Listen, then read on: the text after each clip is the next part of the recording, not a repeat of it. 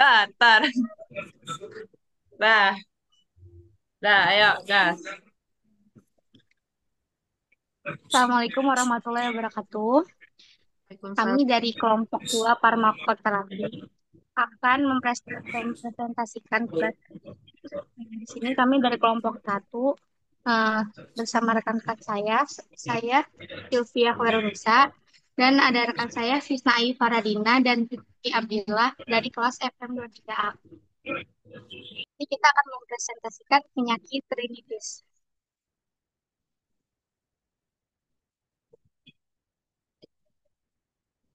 Di sini kita akan menjelaskan sedikit rinitis, yaitu rinitis adalah inflamasi pada membran mukosa hidung akibat reaksi alergi atau faktor non-alergi. Rinitis alergi ini disebabkan oleh reaksi alergi pada pasien atau yang sebelumnya sudah tersertifikasi dengan alergen yang sama dan diperantai oleh IgE. Gejala umum meliputi hidung tersumbat, bersin, gatal pada hidung, rinorea, dan postnasal drip atau PND. Dalam tradisional Chinese medicine, rinitis alergi dikategorikan sebagai biuan atau hidung pilek dan hidung buntu yang disebabkan oleh serangan patogen angin, dingin, panas, dan lembab atau akumulasi dahak. Inflamasi sendiri itu yaitu peradangan pada membran mukosa hidung, sedangkan alergen itu yang dipicu oleh alergen atau faktor non-alergi. Dan gejalanya itu biasanya timbulnya hidung tersumbat, bersin, gatal, atau rinorea.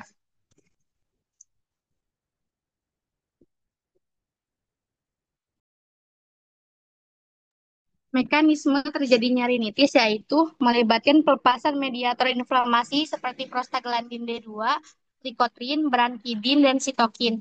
Histamin ini merangsang reseptor H1 menyebabkan gatal, bersin, hiperkresi kelenjar mukosa, dan hidung tersumbat. Sel matosit ini melepaskan molekul kemoterapik mengakibatkan akumulasi sel eosinofil dan neutrofil di jaringan target.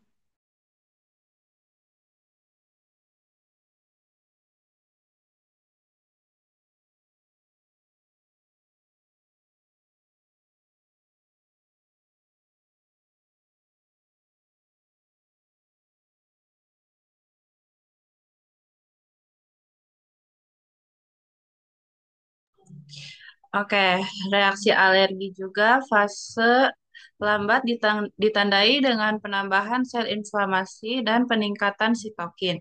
Penyebab penyebab hiperaktif dan hiperresponsif hidung akibat peranan eosinofil dan mediator inflamasi dari granulnya. eh, ada tiga fase, yaitu fase cepat merupakan pelepasan histamin dan mediator inflamasi, fase lambat akumulasi sel inflamasi dan peningkatan sitokin. Yang ketiga itu hiperaktif, yaitu respon berlebihan terhadap rangsangan. Patofisiologi rinitis alergi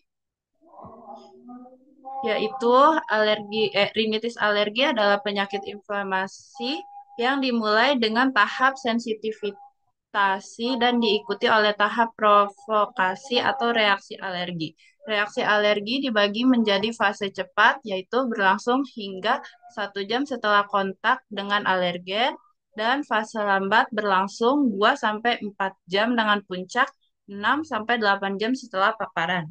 Penyebab reaksi alergi meliputi tungau, debu rumah, serpihan epitel binatang, sengatan lebah, jamur, makanan, kosmetik, dan berhiasan. Berdasarkan sifat berlangsungnya rinitis, alergi dibagi menjadi intermittent, gejala kurang dari 4 hari atau seminggu, atau kurang dari 4 minggu. Dan persisten, gejala lebih dari 4 hari atau seminggu dan lebih dari 4 minggu. Sensitisasi yaitu tahap awal paparan alergi. Intermittent merupakan gejala kurang dari 4 hari atau 4 minggu. Provokasi merupakan reaksi alergi setelah paparan berulang. Persisten merupakan gejala lebih dari 4 hari atau minggu dan 4 minggu. Tata laksana rinitis Tata laksana rinitis alergi mencakup terapi farmakologis, non-farmakologis, dan intervensi. Pemilihan terapi tergantung pada tingkat keparahan gejala dan respon pasien terhadap pengobatan.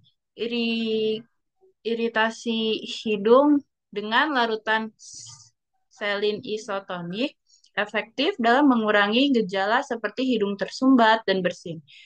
Terapi akupuntur menunjukkan potensi sebagai terapi tambahan. Terapi farmakologis meliputi antihistamin, dekongestan, kortikosteroid, intranasal, dan stabilisator sel mas. Yang pertama yaitu eh, farmakologis, merupakan antihistamin, dekongestan, kortikosteroid. Untuk non farmakologisnya yaitu iritasi hidung, akupuntur. Intervensinya radiofrekuensi pada konka inferior. Selanjutnya akan dibacakan oleh eh, Rifki Abdillah.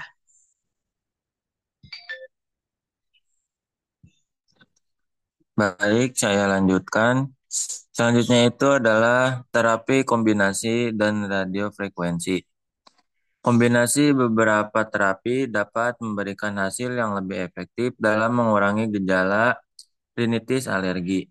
Kombinasi irigasi hidung dengan antihistamin dan dekostamin lebih efektif dibandingkan dengan antihistamin dan dekostamin saja. Tetapi radiofrekuensi dapat konkuinfektor memberikan perbaikan gejala yang lebih baik, terutama dalam mengurangi keluhan gatal hidung dan meningkatkan aliran impresi hidung dibanding dengan steroid tropikal saja.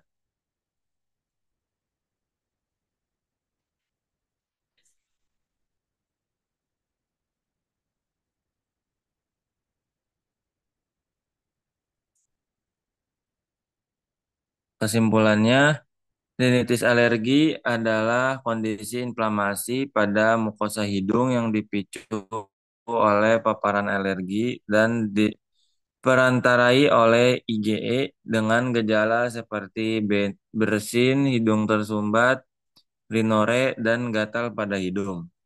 Penyakit ini memiliki dampak signifikan terhadap kualitas hidup penderitanya serta prevalensi yang cukup tinggi di berbagai negara. Pengelola rinitis alergi mencakup terapi farmakologis, non-farmakologis, dan interferensi. Kombinasi beberapa metode terapi terbukti lebih efektif dalam mengurangi gejala dan meningkatkan kualitas hidup pasien. Sekian dari saya. Baik, sekian dari kelompok kita. Apabila ada yang ditanyakan, mungkin nanti di pas sesi tanya jawab. Selebihnya, mohon maaf apabila ada kekurangan. Sekian dan terima kasih. Wassalamualaikum warahmatullahi wabarakatuh. Oke. Sip. Tapi tar ya guys, jangan keluar dulu. Bi bisi ini bisi nggak ke record. Mana Iya, ya? coba-coba aja. Enak banget kalau nggak ke Bi record, please. Lihat makanya. dulu.